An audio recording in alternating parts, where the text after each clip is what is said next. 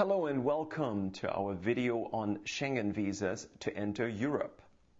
The Schengen Agreement basically consists of two agreements concluded among European states to abolish border controls among the participating countries. The Schengen visa makes your travel in Europe easier if you require a visa in Europe.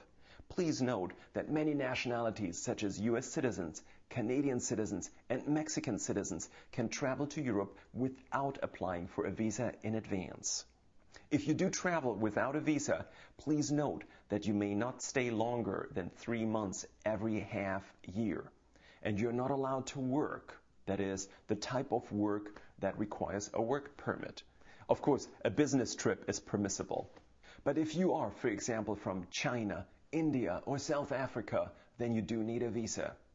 You need a visa even if you live in the United States with a work visa, such as the H-1B or a United States green card. Currently, the following countries participate in the Schengen program: Austria, Belgium, the Czech Republic, Denmark, Estonia, Finland, France, Germany, Greece, Hungary, Iceland, Italy, Latvia, Lithuania, Luxembourg, Malta, the Netherlands, Norway, Poland, Portugal, Slovakia, Slovenia, Spain and Sweden, not the United Kingdom and Ireland. Depending on your travel plans in Europe, you may still need another visa if you're planning to visit another country that is not part of the Schengen Agreement. For example, if you're planning to visit the United Kingdom, you may need an additional visa to enter the United Kingdom. Here are the Schengen visa requirements. Usually, you must submit original documents. It is still possible, depending on the consulate where you apply, to submit the application for the Schengen visa by mail. However, that is gradually changing. Be prepared to appear in person at the consulate and give your fingerprints at that appointment. Because soon everybody will have to apply for a Schengen visa in person, that might affect your choice of where to apply. Remember that not all countries have consulates close to where you live. If you're planning to visit several Schengen countries, you can apply to the consulate of the country of first entry, basically where you go first, or you can apply at the consulate of the country where you spend the most time. Check which country has a consulate closer by before you apply for the Schengen visa. That might save you a long trip. Also check for the specific requirements, because not all consulates have the same procedure. For the Schengen visa, you must submit the following documentation. 1. A valid passport or travel document. Please make sure that your passport will be valid for at least 3 months after the date you exit the Schengen states. 2. A valid alien resident card or visa for the United States. For example, an H-1B work visa. A B-1, B-2 visa would not be sufficient. And of course, this is only for applicants from the United States.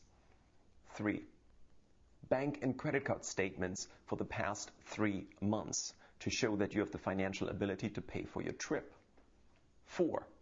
W-2 forms for the last 2 years showing that you have income. 5. The official travel itinerary with closed dates of travel. That is, there must be a fixed return date to the United States in this case.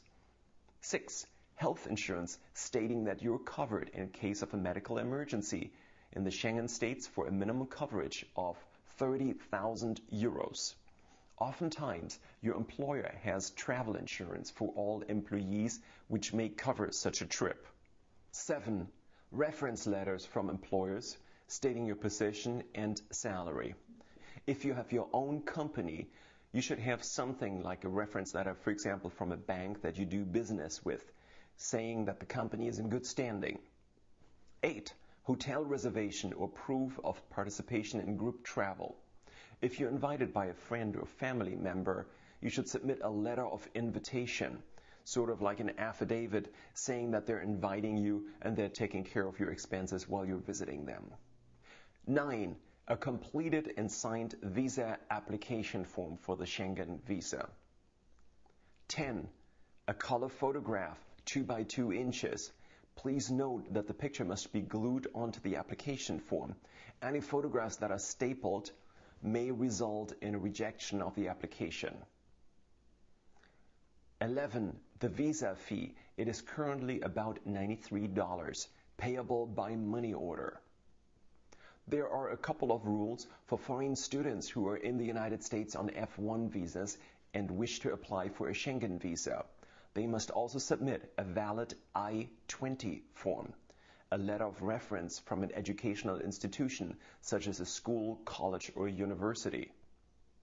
That reference should say that you are in good standing, what your major is, and what the expected date of graduation is. Please note, minor children cannot apply for their own visa. Both parents have to appear in person to sign. And for spouses of EU citizens, of European Union citizens, if you are married to a European Union citizen and need to apply for a Schengen visa, please only bring the following documentation. 1. A valid passport or travel document.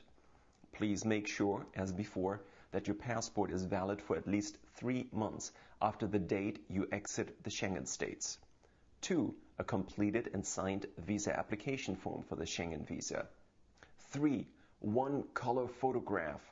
Please make sure that the picture is glued onto the application form. Do not staple it to the application form, because then your application may be rejected. 4. Marriage certificate. 5. Prove that the spouse is an EU citizen, such as an EU passport or identification card. The visa is usually issued free of charge to all spouses of EU citizens. Please also note that consulates usually require the above original documents, and the applicant has to provide one set of photocopies of the originals.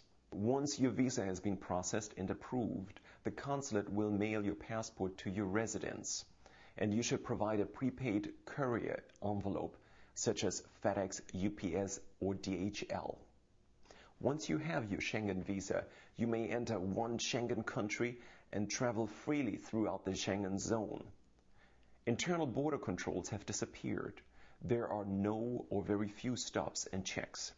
This means that all internal air, road, and train travel is basically like a domestic trip, similar to travel from one United States state, let's say California, to another, such as New York.